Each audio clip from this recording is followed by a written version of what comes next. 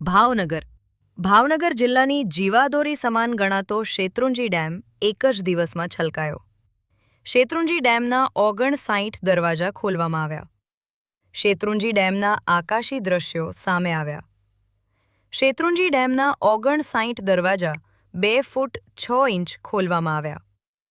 શેત્રુંજી ડેમમાં 21,868 ક્યુસેક પાણીની આવક સાથે 21,868ની જાવક શરૂ.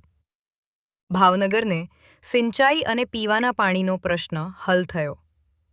એક જ દિવસમાં શેત્રુંજી ડેમમાં 11 ફૂટથી વધુ પાણી આવતા ડેમ છલકાયો.